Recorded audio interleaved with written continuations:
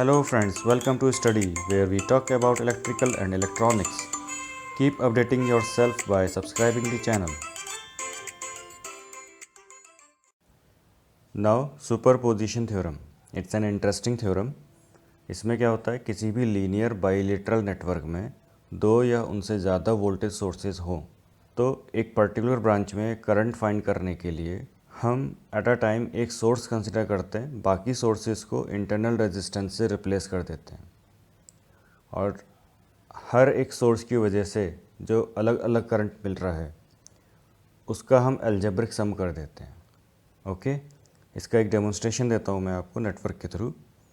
ये एक नेटवर्क है जिसमें 20 वोल्ट का सोर्स है, 10 वोल्ट का सोर्स है, दो सोर्सेज हैं, ठीक है। एंड लेट्स से मुझे करंट फाइंड करना है 4 ओम ब्रांच में, that is current I, right. तो मैं क्या करूँगा, पहले एक सोर्स को कंसिडर करूँगा, बाकी सोर्स को इंटरनल रेजिस्टेंस से रिप्लेस कर दूँगा। और एक बात का ध्यान रखना, जब भी हमारे पास वोल्टेज सोर्स आता है, अगर इंटरनल रेजिस्टेंस गिवन है तो हम उसको इंटरनल रेजिस्टेंस से रिप्लेस करते हैं। अगर इंटरनल रेजिस्टेंस नहीं है तो उस वोल्टेज सोर्स को हम शॉर्ट सर्किट कर देते हैं। एंड सेकंड पॉइंट, अगर मेरे पास करंट सोर्स है तो उस करंट सोर्स को मैं रिप्लेस कर दूंगा ओपन सर्किट से। और डिटेल में समझने के लिए हम इसके न्यूमेरिकल सॉल्व करेंगे, तब और क्लियर होगा आपको। तो अभी क्या करना है, हमें दो वोल्टेज सोर्सेज हैं यहाँ पे। एक वोल्टेज सोर्स कंसिडर करूँगा मैं, दूसरे वोल्टेज सोर्स को शॉर्ट कर दूँगा। तो देखो डायग्राम किस तरह से बनेगा, कुछ इस तरह का बनेगा। 20 वोल्ट्स को मैंने एज इट इज़ रखा, 10 वोल्ट्स को शॉर्ट कर दिया, तो इसको हमने रिप्रेजेंट किया शॉर्ट सर्किट SC से। और एज्यूम कर लिया 20 वोल्ट्स की वजह से I1 करंट फ्लो हो रहा है 4 ओम रेजिस्टेंस में, ठीक। सेकंड केस में क्या कर रहे हैं, 10 वोल्ट्स की बैटरी को कंसिडर कर रहे हैं और 20 वोल्ट सोर्स को शॉर्ट सर्किट कर रहे हैं और एज्यूम किया 10 वोल्ट की वजह से 4 ओम ब्रांच में I2 करंट फ्लो हो रहा है। तो फाइनली जब करंट I हमें फाइंड करना है 4 ओम ब्रांच में, तो हम क्या करने हैं, अलजेब्रिक सम करेंगे I1 एंड I2 का। तो I will write I equals to I1 plus I2, ये अलजेब्रिक सम है। ओके, यहाँ पे देखो करंट I की डायरेक्शन डाउनवर्ड ली थी और बाकी डायरेक्शंस भी डाउनवर्ड ही हैं, इसलिए सेम डायरेक्शन में है, तो I equals to I1 plus I2 हुआ। अगर मैंने कोई भी एक डायरेक्शन अपोजिट ली होती I1 और I2 में से, लेट्स से मैंने I2 की डायरेक्शन अपोजिट ली, तो करंट के इक्वेशन क्या बनेगी फिर, I equals to I1 minus I2। क्यों? क्योंकि I2 की डायरेक्शन अपोजिट होगी with respect to current I, right. So how to state superposition theorem?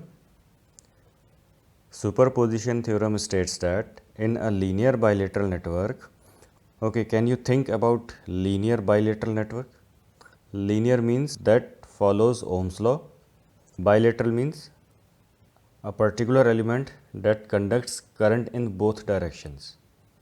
Okay. So superposition theorem states that in a linear bilateral network containing two or more voltage sources, the current through any element may be determined by adding together algebraically the currents produced by each source acting alone, when all other sources are replaced by their internal resistances. और यहाँ पे एक point का आपको ध्यान रखना है, क्या कि जितने भी हम आगे न्यूमेरिकल्स करने वाले हैं उसमें मैक्सिमम केसेस में आइडियल वोल्टेज सोर्स कंसिडर करते हैं या आइडियल करंट सोर्स कंसिडर करते हैं, ठीक है। हम उन सोर्सेज को आइडियल मानकर चलते हैं जब तक कि उसमें रेजिस्टेंस गिवन ना हो। इसीलिए ideal voltage source with no internal resistances will be replaced by a short circuit and ideal current source will be replaced by an open circuit. Okay, before starting the numericals, एक बार इन दो rules से go through हो जाओ। इसमें क्या होता है, पहला है करंट डिवीज़न रूल। देखो यहाँ पे R1 R2 दो रेजिस्टेंसेज हैं, पैरेलल कनेक्टेड हैं। इस नेटवर्क को हमने एक वोल्टेज सोर्स से कनेक्ट किया है जिससे करंट I फ्लो हो रहा है और ये करंट I डिवाइड होगा R1 R2 में एज I1 एंड I2। तो अगर हमें I1 की वैल्यू चाहिए तो हम क्या करते हैं, फॉर्मूला हमारे पास R2/R1 + R2 × I and I2 = R1/R1 + R2 × I। इसको याद करने का क्या तरीका है, जिस ब्रांच में करंट फाइंड करना है उस ब्रांच का रेजिस्टेंस ना लेके दूसरा रेजिस्टेंस लिया हमने और डिवाइड कर दिया दोनों रेजिस्टेंस के सम से। जैसे देखो I1 फाइंड करना है तो I1 R1 ब्रांच में फाइंड करना है तो मैं R1 नहीं लूँगा, R2 लूँगा और डिवाइड कर दूँगा दोनों के सम से। सो I1 = R2/R1 + R2 × I। Similarly, for the current in R2, that is I2 = R1/R1 + R2 × I। Now second is voltage division rule। इसमें देखो नेटवर्क में दो रेजिस्टेंस हैं, R1 R2 सीरीज़ में कनेक्टेड है और एक वोल्टेज सोर्स V सप्लाई दे रहा है। करंट तो सेम रहेगी, R1 के अक्रॉस वोल्टेज V1 है, R2 के अक्रॉस वोल्टेज V2 है। अब मुझे V1 फाइंड करना है तो V1 फाइंड करने के लिए फॉर्मूला है R1/R1 + R2 × V। ऐसे ही V2 = क्या है, R2/R1 + R2 × V। फाइंड कैसे करेंगे, जिस रेजिस्टेंस के अक्रॉस वोल्टेज फाइंड करनी है वही सेम वैल्यू लेंगे, डिवाइड कर देंगे दोनों के सम से। सो V1 की वैल्यू चेक करो, V1 = क्या है, R1/R1 + R2 × V। Similarly, V2 is R2/R1 + R2 × V। And remember one thing, current division rule end voltage division rule सिर्फ और सिर्फ दो रजिस्टर्स के लिए वैलिड है, और दो रजिस्टर से ज़्यादा के लिए हम पहले उसको सिंप्लीफाई करेंगे। उस कॉम्बिनेशन ऑफ नेटवर्क में अगर ये सिचुएशन मिलती है कि जिसमें दो रजिस्टर्स पैरेलल में हैं या सीरीज़ में हैं, तो उसके अकॉर्डिंगली हम करंट्स या वोल्टेज फाइंड करेंगे by using these rules, current division rule end voltage division rule. Now the illustration for superposition theorem. मैं एक इसमें नेटवर्क कंसिडर कर रहा हूँ, सेम नेटवर्क है और मुझे करंट फाइंड करना है 2 ओम रजिस्टर में by using superposition theorem. So let's say current I is flowing through this 2 ohm resistor. Okay, now next step क्या होगा, मुझे एक सोर्स कंसिडर करना है और बाकी जो सोर्स होंगे उनको शॉर्ट सर्किट करना है। तो यहाँ पे दो सोर्स हैं मेरे पास, मैं कंसिडर कर रहा हूँ 20 वोल्ट सोर्स को और 10 वोल्ट सोर्स को शॉर्ट सर्किट कर रहा हूँ। तो नेटवर्क क्या मिलेगा, कुछ इस तरह का मिलेगा। तो इस नेटवर्क में क्या किया, 10 वोल्ट सोर्स को रिमूव करके शॉर्ट सर्किट कर दिया। तो यहाँ पे 20 वोल्ट सोर्स की वजह से करंट कितना फ्लो हो रहा है 2 ओम रजिस्टर में, I डैश। एज्यूम कर लिया हमने current I dash. Now current I dash find करना है मुझे, तो इसके लिए पहले मैं इक्विवेलेंट रेजिस्टेंस फाइंड करूँगा। यहाँ नेटवर्क में चेक करो, करंट I डैश डिवाइड होगा 4 ओम रजिस्टर में और 2 ओम रजिस्टर में। ठीक है, that means 4 ohm resistor and 2 ohm resistor are in parallel, और इन दोनों का कॉम्बिनेशन इस 2 ओम रजिस्टर के साथ सीरीज़ में बन जाएगा। सो स्टेप 2 में क्या है, to determine the net resistance. Therefore R net can be written as 2 parallel 4 plus 2। Solving this we get 2 × 4/2 + 4 + 2 = 10/3 ohms. तो इसका जो नेटवर्क बनेगा वो 20 वोल्ट का सोर्स और उसके साथ जो आर नेट की वैल्यू है 10/3 ओम हमने अटैच कर दिया, एंड करंट फ्लो हो रहा है इसमें I dash. Now I need to find this current I dash, so I will apply simply ohm's law, that is V = I dash × R net. So 20 = I dash × 10/3 and I dash = 6 amperes. Okay. Next step is short circuiting the 20 volt source, यानी अब मैं यहाँ पे 10 volt source को consider करने वाला हूँ और 20 वोल्ट सोर्स को रिमूव करके शॉर्ट सर्किट कर दिया। राइट, नाउ 10 वोल्ट सोर्स की वजह से करंट डिस्ट्रीब्यूशन बनाएंगे हम। सो लेट्स से इस 2 ओम रजिस्टर में करंट I1 फ्लो हो रहा है और ये करंट आगे डिवाइड होगा 4 ओम और 2 ओम रजिस्टर में, और क्योंकि हमें इस वाले 2 ओम रजिस्टर में करंट फाइंड करनी है तो लेट्स से इसमें current I double dash flow हो रही है और आपको दिख रहा है I1 डिवाइड हो रहा है 4 ओम एंड 2 ओम रजिस्टर में, इसलिए 4 and 2 ohm are in parallel, और जब इन दोनों कॉम्बिनेशन सॉल्व होगा तो वो सीरीज़ में आ जाएगा 2 ओम रजिस्टर के साथ। Therefore R net equals to 2 parallel 4 plus 2 equals to 10/3। Okay, यहाँ पे कोइंसिडेंस है कि दोनों में नेट रेजिस्टेंस सेम आ रहा है, but it will not same in every case. Therefore यहाँ पे डिफ्रेंशिएट करने के लिए आर नेट को मैं आर नेट 2 लिख देता हूँ। तो इसका जो नेटवर्क बनेगा वो 10 वोल्ट्स की बैटरी के साथ आर नेट 2 इक्वल्स टू 10/3 ओम। और इसमें करंट कितना फ्लो हो रहा है? 10 वोल्ट के वोल्टेज सोर्स से जो करंट फ्लो हो रहा है वो I1 है। So again I will apply ohm's law to find I1। V equals to I1 R net 2। Okay, so 10 equals to I1 into 10/3 and I1 equals to 3 amperes. अब यहाँ पे आप देखो, हमने दो रूल्स पढ़े थे, current division rule end voltage division rule. Current divide हो रहा है तो हम करंट डिवीज़न रूल का यूज़ करेंगे। और करंट डिवीज़न रूल में क्या था? जिस रेजिस्टेंस में करंट फाइंड करना है वो रेजिस्टेंस की वैल्यू ना लेके दूसरा रेजिस्टेंस की वैल्यू लेते हैं और divide by sum of two resistances into input current. Okay, so here I need to find I double dash, which is equals to 4 upon 4 plus 2 into I1, okay, equals to 4 upon 6 into 3 and I double dash equals to 2 amperes. Now last step is to add the currents algebraically. So finally we get I equals to I dash plus I double dash. तो आप check करोगे I dash जो है same direction में है, I double dash opposite direction में है, इसलिए I डैश प्लस 6 होगा, I डबल डैश -2 लेंगे। So finally we get I equals to 4 amperes. Okay, here is one suggestion, confidence boost करने के लिए जो इन लेक्चर्स में आपको क्वेश्चंस कराए जा रहे हैं वो तो प्रैक्टिस करना ही है, साथ में वैरायटी ऑफ क्वेश्चंस भी सॉल्व करते रहिए, तो आपको कॉन्सेप्ट्स भी क्लियर होंगे and you will be able to remember the steps how to solve those numericals. All right,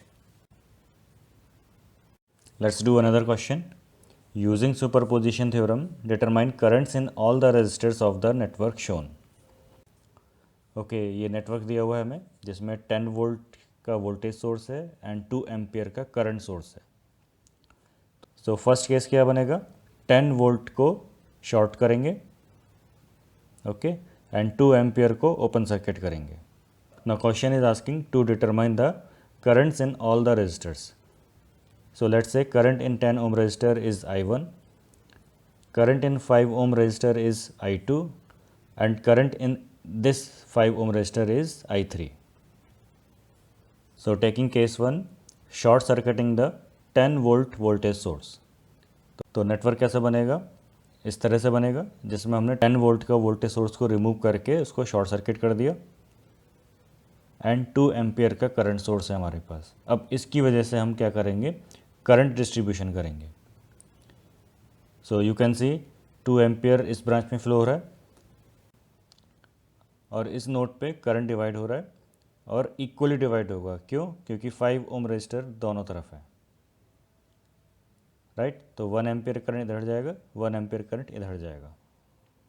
now see this branch, 1 ampere current इधर फ्लो हो रहा है, ये शॉर्ट सर्किट हो रहा है यहाँ पे, that means maximum current will flow through the short circuit.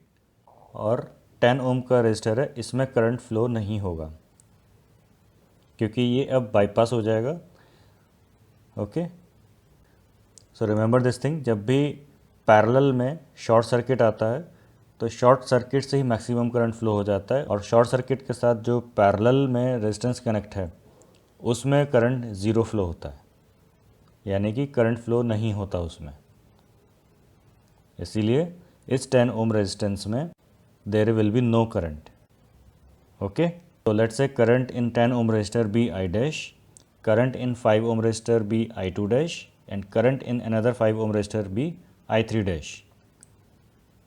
Okay, as you know the currents in every branches, so I1 dash is 0 ampere, I2 dash is 1 ampere, I3 dash is 1 ampere.